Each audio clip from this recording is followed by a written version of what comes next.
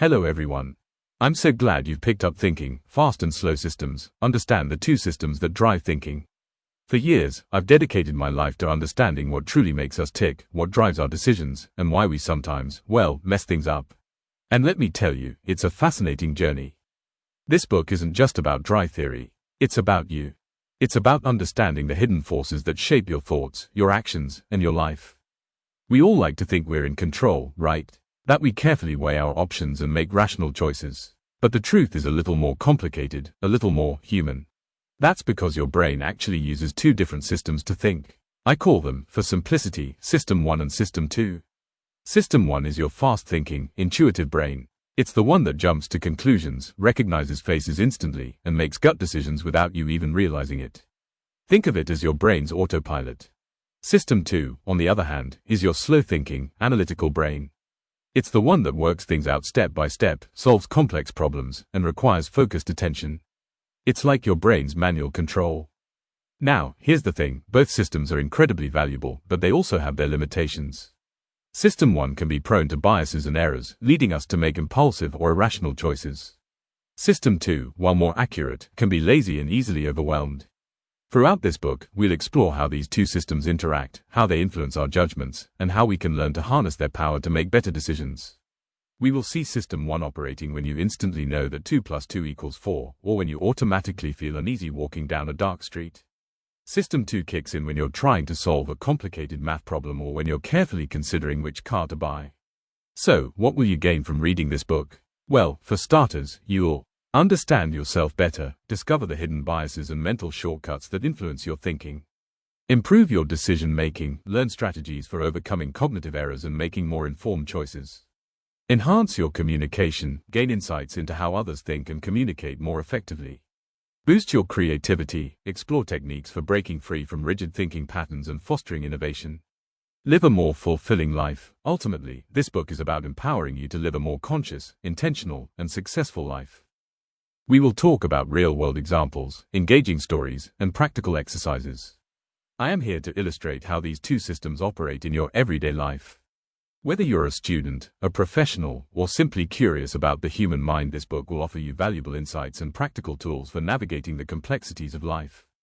Get ready to unlock the secrets of your own mind. Let us begin this journey. Greetings, friends. For years, I've shared stories and strategies to help you unlock your incredible potential. Today, we embark on a journey into the fascinating world of your own mind. This isn't about complex psychology textbooks. This is about understanding yourself better so you can make smarter choices and live a more fulfilling life. Our brains, marvelous as they are, work in two distinct ways. I call them fast thinking and slow thinking. Think of it this way, fast thinking is like your gut reaction. It's instinct, intuition, that immediate feeling you get when something feels right or wrong. Imagine you're walking down a street, and a car suddenly swerves towards you. You don't think about it. You leap out of the way. That's fast thinking in action, quick, automatic, and often life-saving. Slow thinking, on the other hand, is your inner professor. It's deliberate, analytical, and requires effort. It's what you engage when you're solving a complex puzzle, planning a budget, or learning a new skill. Let's say you're trying to decide between two job offers. You weigh the pros and cons, consider the salary, the benefits, the location, your career goals.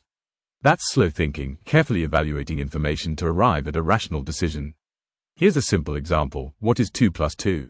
Instantly, without even thinking, your brain has the answer. Now, what is 23 by 17? Suddenly, you have to engage your mind, slowly calculating to come up with answer.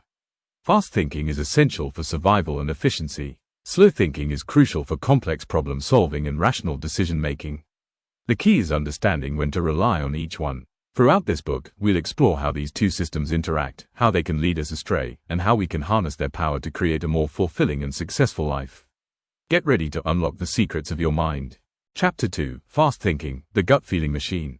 Hello, friends. Remember what we discussed in the first chapter? We talked about the two minds working inside you, the fast one and the slow one. Today, we're diving deep into the fast thinker, your incredible, intuitive gut feeling machine. Think of it as your brain's autopilot. It's always on, constantly scanning your surroundings, making quick judgments, and reacting almost instantaneously. Imagine you're walking down the street and suddenly hear a loud car horn.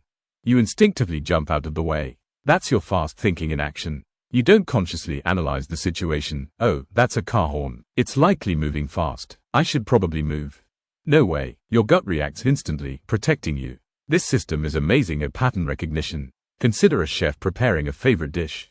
They don't need a recipe every single time. They remember the taste, smell, and feel. The fast-thinking system recognizes the patterns and guides their cooking effortlessly. But here's the catch. While lightning fast and usually reliable for everyday tasks, this fast thinking isn't perfect. It's prone to biases. It takes shortcuts and jumps to conclusions based on limited information. For example, let's say you meet someone wearing a fancy suit. Your fast thinking might automatically assume they are wealthy and successful. That might be true, but it also might not be. These mental shortcuts, while often helpful, can sometimes lead to mistakes. This is because our fast-thinking system relies on past experiences and readily available information, which might not always be accurate or relevant. Now, imagine that after a long day at work, someone tells you, "I never said she stole my money."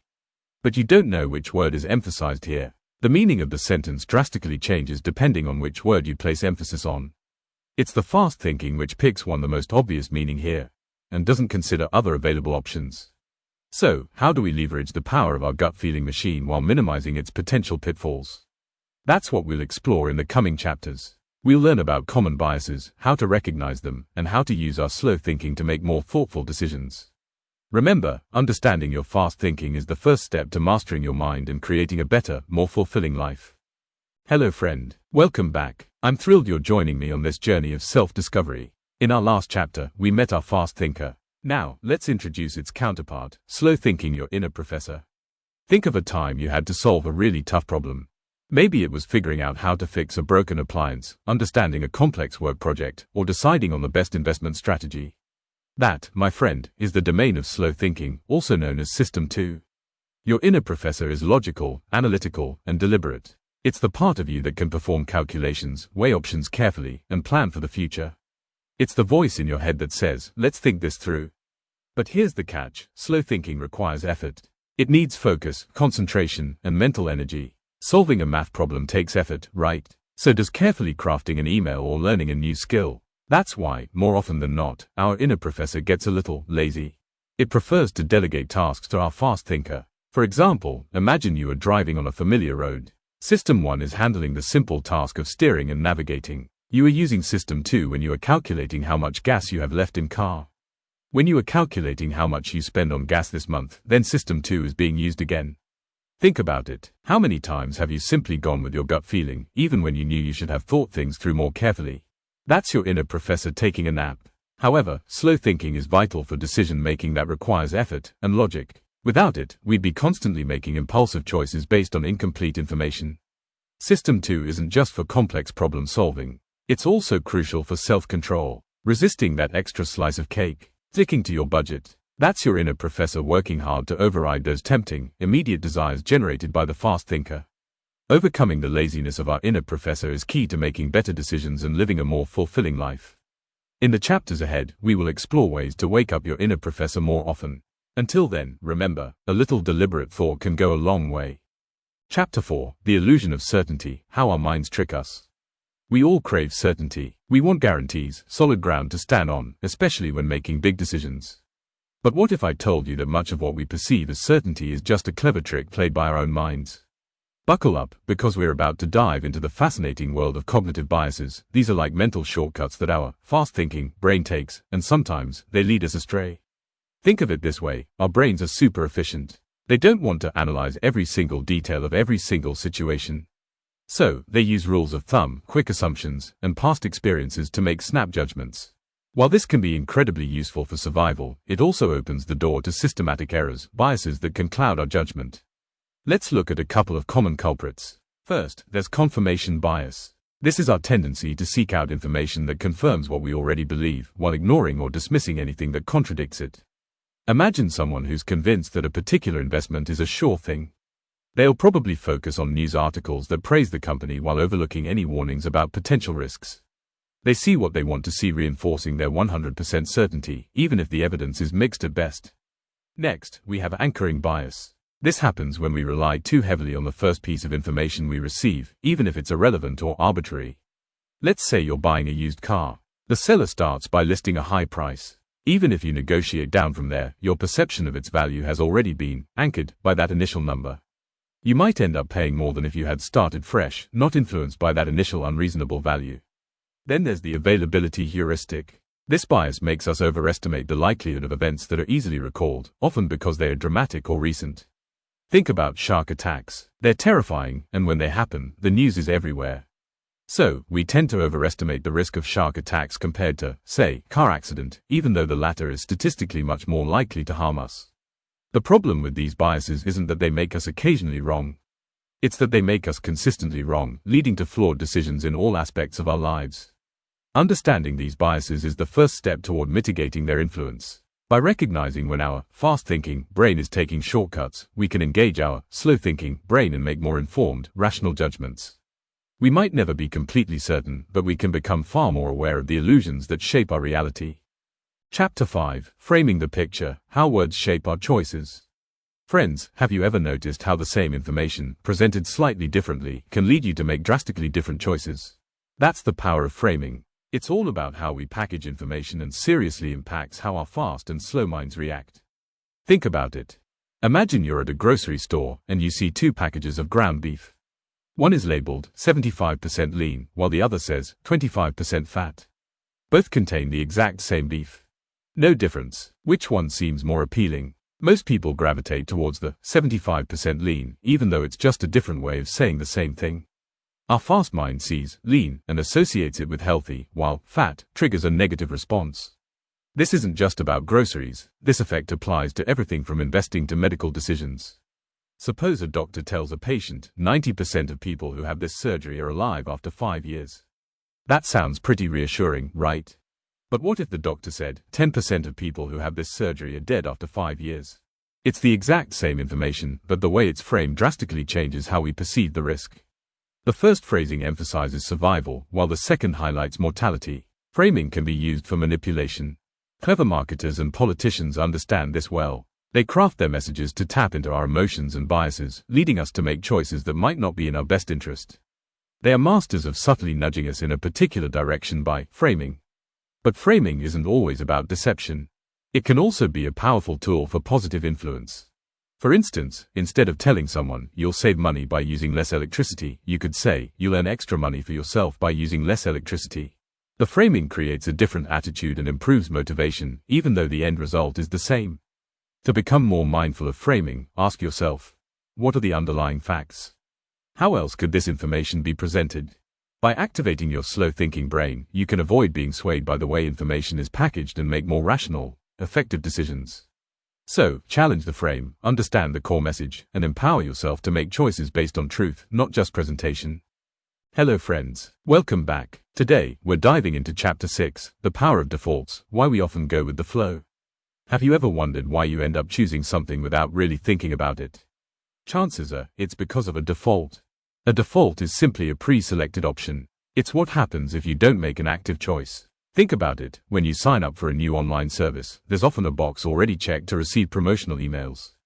That's a default. Or, when you download a new app, it usually asks for location permissions. Sometimes giving the permission is the default option. Why are defaults so powerful? Well, our brains are wired to conserve energy. Fast thinking, that quick, intuitive part we talked about, loves defaults. It sees them as the easiest path, requiring minimal effort. It's like choosing the preset meal on the menu without spending time reading through all the other options. Consider this: two companies offer similar retirement savings plans to their employees. In Company A, employees are automatically enrolled in the plan, but they can opt out if they want to.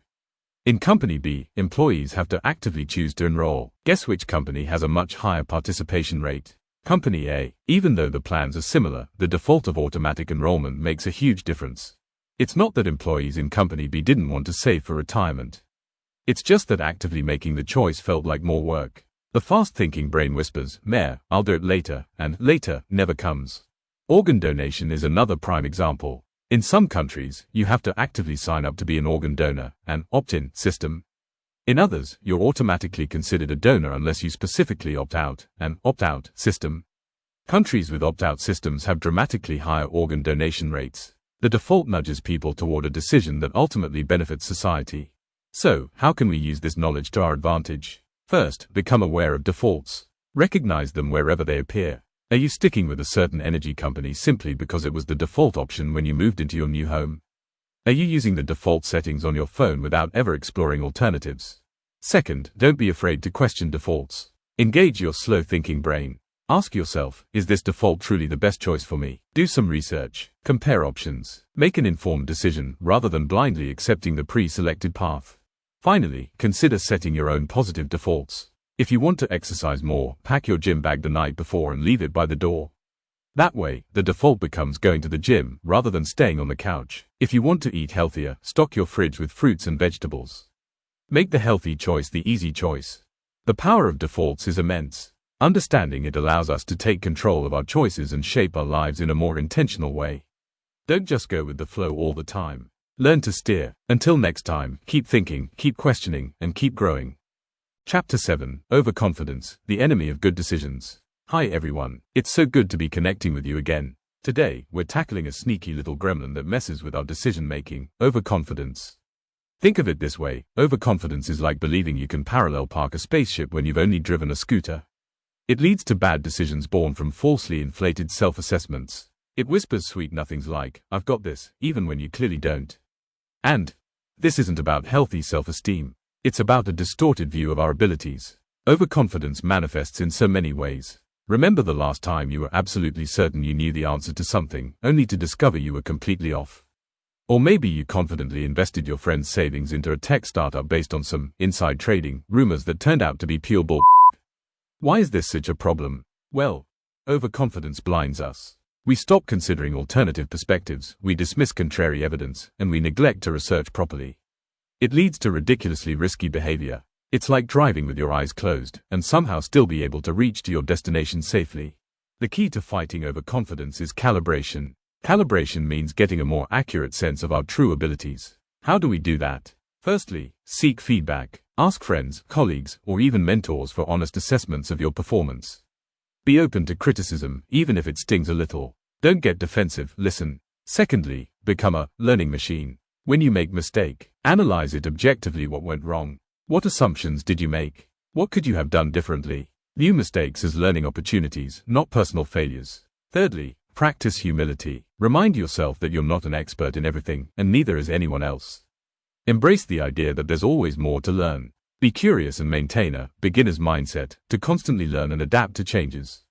Let's talk about an example. Alex, a graphic designer, decided to freelance. Alex initially overconfident that clients will flock to him. He submitted multiple proposals without revising the content and design and considered it the best proposals anyone have submitted. Many rejection later, Alex sat down with his mentor and asked for constructive feedback. The mentor provided feedback on areas of improvement, and after several revisions, Alex's proposals were liked. Overcoming overconfidence isn't about becoming insecure or timid, it's about cultivating a realistic and honest view of yourself and the world, which is the gateway to making sound decisions. Chapter 8. The Regret Factor, Avoiding Emotional Pitfalls. Hello friends, it's wonderful to connect with you again. Today, we're diving into a powerful, often uncomfortable, emotion, regret. Understanding regret is crucial because it significantly influences our decisions, often without us even realizing it. Regret is that sinking feeling, that, if only, moment. It's what we feel when we believe a different past choice would have led to a better present. But, dwelling on regret paralyzes us. Loss aversion, more pain than gain. One key concept here is loss aversion. We humans generally feel the pain of losing something far more intensely than the pleasure of gaining something equivalent. Imagine this, you find 100 rupees on the street. Nice, right? Now, imagine you lose 100 rupees. That probably stings a lot more than the joy you felt finding that 100 rupees.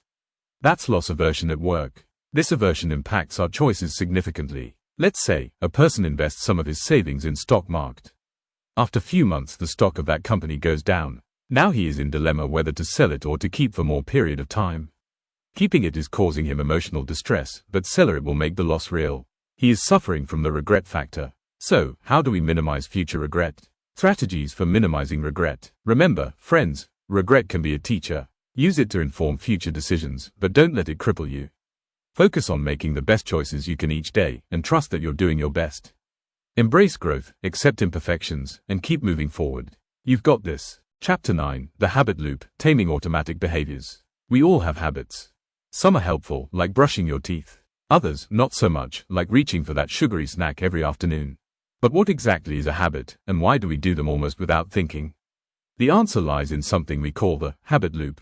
Think of it as a three-part cycle: cue, routine, reward. The cue is a trigger. It could be a time of day, a place, a feeling, or even another action. For example, feeling bored at 3 p.m. might be the cue to grab a cookie. The routine is the behavior itself. It's the action you take in response to the cue. In our example, the routine is eating the cookie. The reward is what your brain gets out of the routine. It could be a sugar rush, a feeling of satisfaction, or simply relief from boredom. This reward reinforces the connection between the cue and the routine, making it more likely you'll repeat the behavior the next time you encounter the cue. Your fast-thinking mind, that gut-feeling machine, loves habits. It automates them so you don't have to consciously think about every little thing you do. This frees up mental energy, but it also means bad habits can sneak in and take hold without you even realizing it.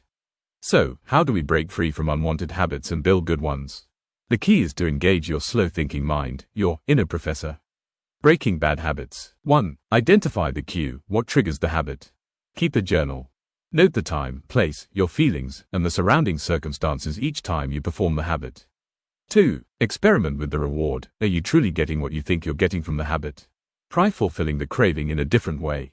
If you eat a cookie when bored, try going for a short walk instead. Did the walk satisfy the craving? 3. Replace the routine. This is the most crucial step. Keep the cue and the reward the same, but replace the bad habit with a healthier alternative. Building good habits. 1. Make it obvious. Cue. Place your running shoes by the door to cue yourself to exercise. 2. Make it attractive. Reward. Pair your new habit with something you enjoy. Listen to your favorite podcast while you work out. 3. Make it easy. Routine. Start small. Don't try to run a marathon on day 1. Just aim for a 10-minute walk. 4. Make it satisfying. Reward. Track your progress. Seeing how far you've come will provide motivation to keep going. Remember, changing habits takes time and effort. Be patient with yourself, and don't get discouraged by setbacks. Every small step you take toward breaking a bad habit or building a good one is a victory. By understanding the habit loop and consciously engaging your slow-thinking mind, you can take control of your automatic behaviors and build a more fulfilling life. Chapter 10. Decision Architecture, Designing Better Choices. Hello friends, have you ever walked into a store intending to buy just one thing and walked out with 5? Or perhaps committed to a gym routine, only to find yourself consistently choosing the couch instead? These aren't signs of weakness. They highlight something far more interesting. The environment we are in profoundly impacts the choices we make. This leads us to the concept of decision architecture. Imagine this: you're designing a school cafeteria. You could just line up the food trays however it fits. Or, you could be a decision architect. You understand that kids grab what's easiest and most visible. So, you place the brightly colored fruits and vegetables at eye level, within easy reach. You subtly move the less healthy options towards the back, maybe even requiring a bit more effort to access. That's decision architecture in action, designing environments that nudge people towards better decisions, without restricting their freedom of choice. It's about making the healthy choice the easy choice. Here's another example. Imagine you are designing a website for a company. You want more people to sign up for their newsletter subscription. You can add subscribe button in multiple places that are commonly visited by the customer. You can add the newsletter subscription section at top. You can place it in the middle of the content as well as in the bottom of the content so that user can select which option is better for them. Legal documents are another area ripe for decision architecture. Instead of using complicated jargon that few understand, imagine simplifying the language.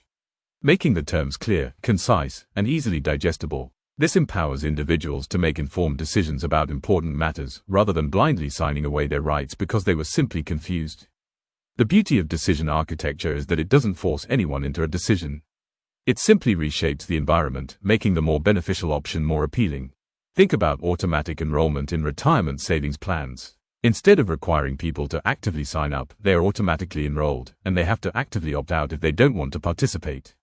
This simple change has dramatically increased retirement savings rates.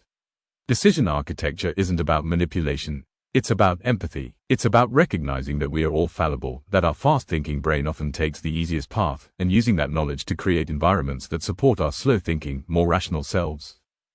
So, ask yourself, how can you become a decision architect in your own life? How can you redesign your surroundings, your home, your workspace, your routine, to nudge yourself and others toward better, healthier, and more fulfilling choices? The power to shape decisions is within your grasp. Use it wisely. Chapter 11, The Art of Asking Questions, Stimulating Slow Thinking. Hello friends, you've been given a gift, a mind capable of incredible feats. But sometimes, our minds take shortcuts. Remember those two minds we talked about? The fast and the slow. Today, we're focusing on waking up that slow thinker, your inner professor, using the power of questions. Fast thinking is great for quick decisions, but it can also lead to mistakes when dealing with complex issues.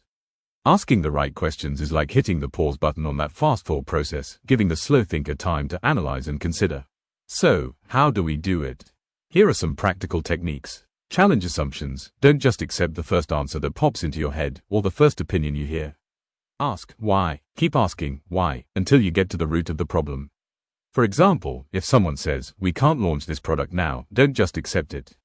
Ask, why not? What specifically is preventing us? What assumptions are we making about the market? Seek clarification. If something is unclear, ask for clarification. Can you explain that in a different way? Or, what do you mean by?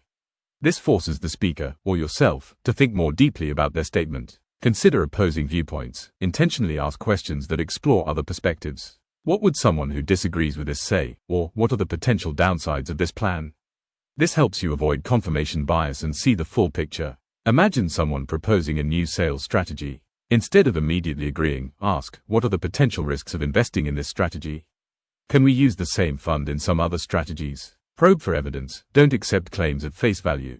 Ask, what's the evidence for that? Or, how do you know that's true? This forces people to back up their statements with facts and data, leading to more informed decisions. Ask, what if? Questions. Play out different scenarios. What if our competitor launches a similar product? Or, what if customer demand is lower than expected? This helps you anticipate potential problems and develop contingency plans. Let's say you're trying to decide whether to invest in a friend's new business. Fast thinking might say, "He's my friend, of course I'll invest." Slow thinking, stimulated by these questions, might ask, what's his business plan? What's his experience? What are the risks involved? What if the business fails? Can I afford to lose this money? The art of asking questions isn't about being negative or confrontational. It's about being curious, thorough, and committed to making the best possible decisions. It's about using your slow thinker to challenge assumptions and uncover hidden information. So, embrace the power of inquiry. Ask, explore, and discover. Your mind will thank you for it. Chapter 12, Negotiation Dynamics, Fast and Slow in Action. Hey everyone, it's great to connect with you again. Let's talk about negotiations. They happen every day, everywhere. From deciding who does the dishes to finalizing a $1 million deal. And guess what? Our two minds, that quick draw fast thinking and deliberate slow thinking, are always at play. Imagine you're buying a used car. You see a shiny red convertible. Immediately, your fast thinking kicks in. Wow, I love it. I need it. That's your gut feeling, your emotions, pushing you forward. The seller sees this and instantly mentions another buyer is coming later that day.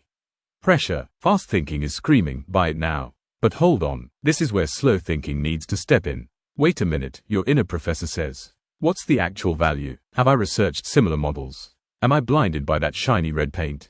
Many negotiation tactics prey on fast thinking, creating urgency, appealing to emotions, making quick offers. A common one is the anchoring bias. The first number mentioned often sets the tone, even if it's unreasonable. Someone names a high price initially. Suddenly, your idea of a fair price gets skewed upwards, even if the item isn't worth that much. So, how do we use System 2 to overcome these biases in negotiation?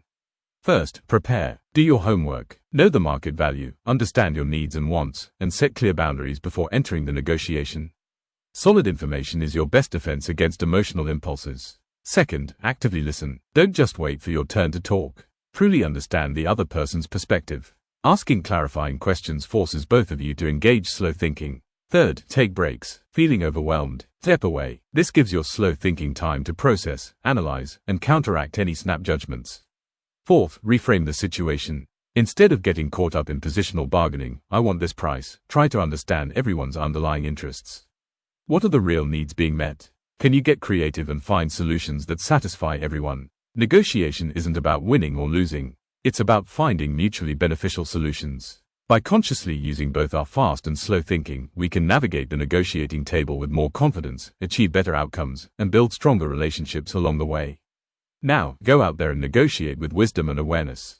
Chapter 13, Relationships, Navigating the Emotional Landscape. Relationships are the heart of a fulfilling life. But they're also complex, often a swirling mix of emotions and expectations. Understanding how our fast and slow thinking systems operate within these connections can dramatically improve them. Think about it. Someone says something that instantly makes you angry. That's your fast thinking, your system 1, reacting emotionally before you even have a chance to fully process the words. It's a knee-jerk reaction, often based on past experiences or insecurities. These emotional triggers are like landmines in a field. Stepping on one can lead to an explosion of anger, hurt, or defensiveness. The key is to recognize your triggers. What kind of comments or situations consistently set you off? Now, bring in your slow thinking, your system 2. Once you feel that initial emotional surge, consciously pause. Take a deep breath. Ask yourself, is my reaction proportional to what actually happened? Am I jumping to conclusions? Is there another way to interpret what was said? Effective communication relies heavily on system 2 thinking. Instead of reacting impulsively, consciously choose your words. Focus on I statements instead of accusatory you statements. For example, instead of saying, "You always interrupt me," try saying, "I feel unheard when I'm interrupted, and I'd appreciate it if I could finish my thought." Active listening is another crucial skill that utilizes slow thinking. It means truly focusing on what the other person is saying, not just waiting for your turn to talk. Clarify what you've heard by summarizing their points and asking if you've understood correctly. This shows respect and ensures that you're both on the same page. Let's consider an example. Imagine someone close to you forgets your birthday. Your fast thinking might scream, "They don't care about me." This can lead to anger and resentment. However, engaging slow thinking allows you to consider other possibilities. Perhaps they've been under tremendous stress, or simply made an honest mistake. Approaching them with curiosity and empathy, instead of blame, can lead to a much more productive conversation.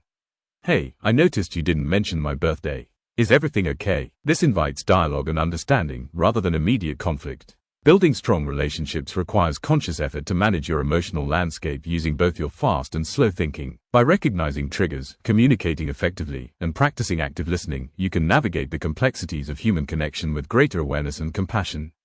Chapter 14, Self-Control, Training Your Inner Governor. Hey there, champion. Ever feel like there's a tiny battle raging inside you? One side wants that extra slice of cake, while the other whispers about your fitness goals. That, my friend, is the war between instant gratification and long-term success, a battle of self-control. Think of self-control as your inner governor. Its job is to manage your impulses, to help you make choices aligned with your values and aspirations, not just your immediate desires. So, how do we train this inner governor? First, planning is key. It's like creating a map before you set out on a journey. For example, if you're trying to eat healthier, plan your meals for the week. This reduces the temptation to grab whatever's quickest and easiest when hunger strikes. Next, master the art of distraction. Feeling the urge to check social media when you should be working. Instead of fighting the feeling head-on, which often fails, redirect your attention. Stand up and stretch, listen to a song, or call a friend. These small distractions can break the cycle of temptation. Then, commitment devices. These are tools you use to make it harder to give in to temptation. Want to save money? Set up an automatic transfer to your savings account each month. It's harder to spend money you don't see. Another powerful technique is visualization practice. Close your eyes and picture yourself succeeding and accomplishing a task. See yourself resisting the urge, feeling proud of your discipline, and enjoying the rewards of your choices. Now, here's a little story. Think about Alex, who was trying to finish writing his book. Every day he'd sit down with the intention of writing, but emails and online articles would always grab his attention. One day, Alex decided to try a commitment device. He told his friend he would pay a certain amount of money if he didn't complete a certain number of pages each day.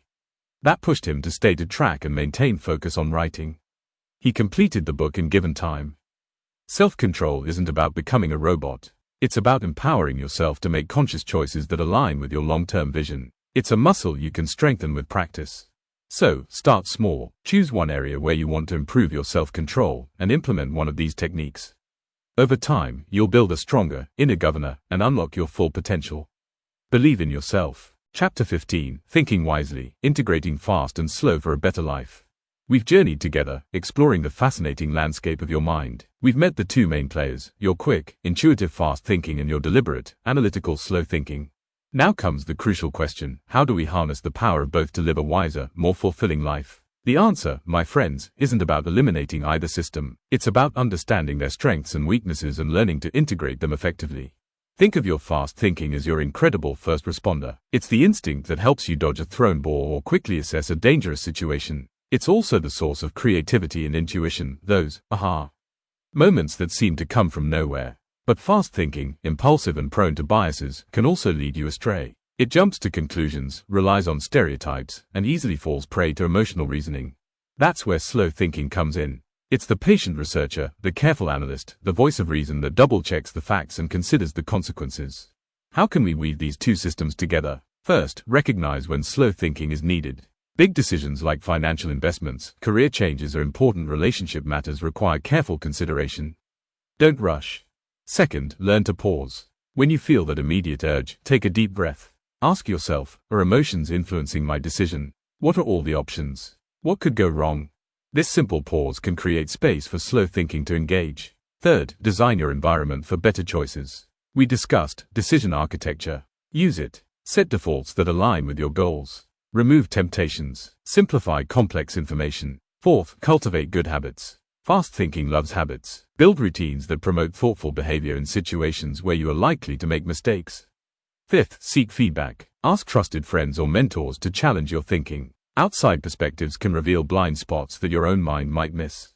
Let's look how someone used these in everyday life. John is offered a new job with higher pay. Fast thinking says, yes. More money, better status. Slow thinking kicks in, what about the commute? The company culture, the work-life balance? He takes a week to research and talk to people, making a well-informed decision. Ultimately, wise thinking is a balancing act. It's about trusting your gut when speed is essential, yet knowing when to slow down, reflect, and engage your inner professor. It's about understanding your biases and designing your life to nudge you toward better decisions. By consciously integrating fast and slow thinking, you unlock a greater potential for success, happiness, and fulfillment. You become the architect of your own life, making choices that align with your values and lead you toward the future you desire. Go forth and think wisely.